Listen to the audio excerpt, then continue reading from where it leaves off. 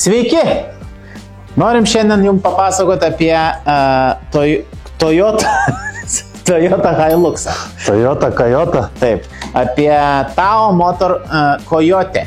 Rašos taip, Coyote modelį, 125 kubikų, 4-takčių variklių, 4-ratį. Atnaujintas modelis, naujos 25 metų, kurios jau ir 24 biški. Spalvos, turim mėlyną ir mėlyną, daugiau kitokių nėra.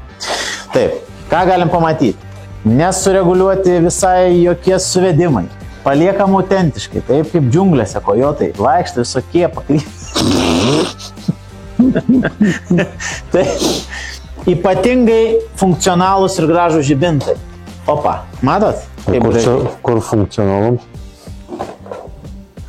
Ypatingai gražus ir funkcionalūs žibintai. Labai gerai šviečia. Čia gali taip mirkčioti. Spidometras, elektrinis spidometras, bet gražiai atrodo. Spidometras neblogas. Rašo kokia pavara, rašo kiek kilometražas, odometražas, mataražas, viską, ką jums reikia, praktiškai nurodo. Ir kažkodėl rodo ilgas šviesas, nors jos neilgas visai. Bet turbūt taip nusprendė, kad čia ilgas šviesas, o kur kitas ilgesnės, jų nėra. O, bet yra gale už tai. Gale šviečia labiau nei priekį. Va, galinis žibintas. Stopai, viskas šiaip ledai, kaip naujausias technologijos, pati naujausia modeliai. Pažiūrėkit, kaip gražiai užrašyta Tao Revolution, Coyote 125. Jūs manęs paklausite. Eilinis 125 kubikų 4-ratis. Ogi ne. 125 kubikų. 125 4-račiai, aš jau baigiu numirti, man šalta. Neveikia nusinė. Man jau nosis pasakojimą, tai gerklės skaudė. 125 kubikų, ne visada būna 125. Ir kaip taip gali būti? O gali, nes dažnai būna, kad, pavyzdžiui, kinietiškose 4-račiuose rašo 125, bet ten yra ne 54 cm dangtis, ne 54 mm cilindras, o 52,4. Tai jis yra galingesnis, negu kiti būna, kad pamažintos galios, nors rašo irgi 125. Taip, abu du hidrauliniai stabdžiai, pažiūrim amortizaciją. Čia neblogai, tiek priekis, tiek galas veikia. O, kaip tikras amortikas, eikit savo, ne taip dažnai tai pamatysi, bet jis veikia.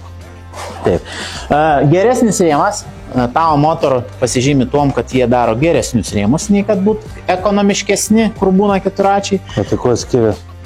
Lydinys, storesnis ir plonesnis. Aš nežinau, netgi, ar čia gal matysis, bet, sakykime, bent jau irgi, kurie į rėmą pusę žiūrint, tai yra tepimo taškai dažniausiai. Šiaip geriau suvirintas jisai, rimtesnis. Iš svarės svorės, iš savęs svorį turi didesnį. Čia rašo, kad svoris yra 125 kg. Jeigu, pavyzdžiui, paimsim kitą 4-ratį, pavyzdžiui, šitą. Čia rašo kažką, bet būna apie 100 kg. Tai tas svoris sueina ant rėmo ir visų metalinių dalių, jos yra tiesiog iš savęs sunkesnė. Ir dėl to reiškia, kad rėmas kokybiškesnis. Jūs galite pagal svorį pačio 4-račio pasižiūrėti, kokybiškesnis, kad ar yra rėmas ar Jūs galite iš svorio nuspręsti, ar kokybiškas rėmas ar ne. Galas, ateikit čia.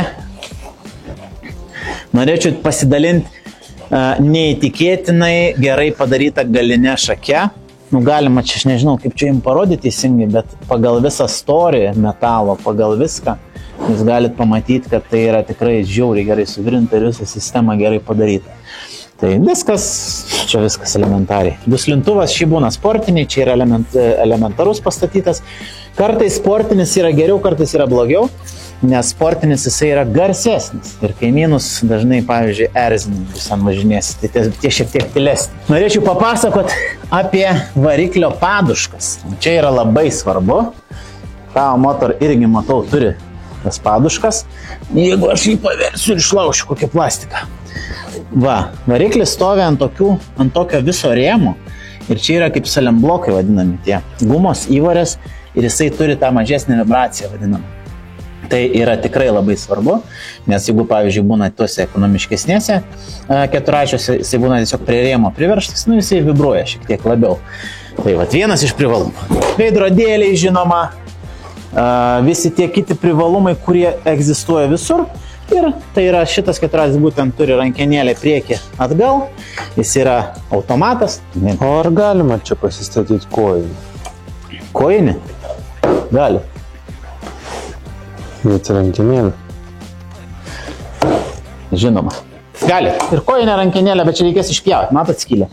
Čia specialiai yra padaryta, kad galite vietoj rankenėlės, jeigu norit tokia kaip kojinė būna svirtis. Bet šiaip, jeigu būtų 3 bėgiai prieki, 1 atgal, rankenėlė netiktų, nes su rankenėlė nepermėsit važiavimo metu, bet kadangi tai yra DNR, tai reiškia tik 1 prieki ir atgal, tai jūs elementariai jungiat ir tiek.